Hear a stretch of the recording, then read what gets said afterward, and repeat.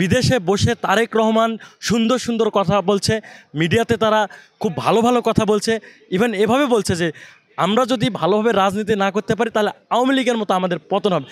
এই যে সুন্দর সুন্দর কথা বলে তিনি লন্ডন থেকে ভিডিও বার্তা দিচ্ছে, তার দলের নেতাকর্মীরা এখানে স্থানীয় পর্যায়ে কী করতেছে সেই খবর কি তারেক রহমান রাখে? আমার মনে হয় না যে রাখে। আর রাখলেও তিনি ইচ্ছাকৃতভাবে এই জিনিসটা আড়াল করতেছে। যে আমাদের যে আইন শৃঙ্খলা বাহিনী আছে তাদেরকে সঠিকভাবে ফাংশনাল করাতে পারছে না, নাকি তারা তাদেরকে ফাংশনাল হতে ওই রকমভাবে ফোর্স করতেছে না, আসলে এটা আমাদের জাতির সামনে প্রকাশ করা উচিত। আসলে আমি মোহাম্মদ ডক্টর ইউনূস স্যারকে বলতে চাই, অত্যন্ত সম্মানিত ব্যক্তি, আপনি যেভাবে রাষ্ট্র পরিচালনা করতেছেন এইভাবে রাষ্ট্র পরিচালনা করা যায় না। সর্বোচ্চ আপনি এই আপনার মুচকি হাসি আর হচ্ছে আপনার এই মিষ্টি কথায় আপনি হচ্ছে মেডেল পেতে পারেন, সর্বোচ্চ বা নোবেল পেতে পারেন, কিন্তু এই রাষ্ট্র পরিচালনা করতে গেলে এত নমনীয় হওয়া যাবে না। আমরা অভ্যুত্থান হয়ে গেছে আজকে 10-11 মাস হয়ে যাচ্ছে। এর পরবর্তীতে আমরা কি দেখতে পেলাম যে অন্তর্বর্তী সরকার তার মধ্যেই দুর্নীতির বীজ বপন হচ্ছে।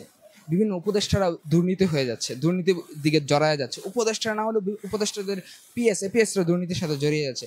এর প্রেক্ষিতে কি হচ্ছে যে সরকার যে ইন্টারিম গভর্নমেন্ট সরকার এই দেশের দায়িত্ব নিয়েছে, তারা যদি দুর্নীতিতে জড়ায় যায় তাহলে তো বিভিন্ন রাজনৈতিক দল তাহলে তো তাদের একটা বিলাসিতা পরিণত হয় যে আমরাও তাহলে এখন দুর্নীতিতে যাইতে পারি, কেউ কিছু বলবে না, সরকারের মধ্যেই তো গুণে ধরে গেছে, আমাদেরকে আর সরকার কি বলবে।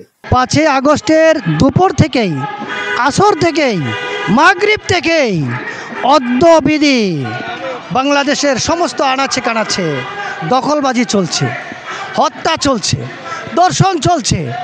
এক রাতে 70টা দর্শন হয়, এটা পরিকল্পিত।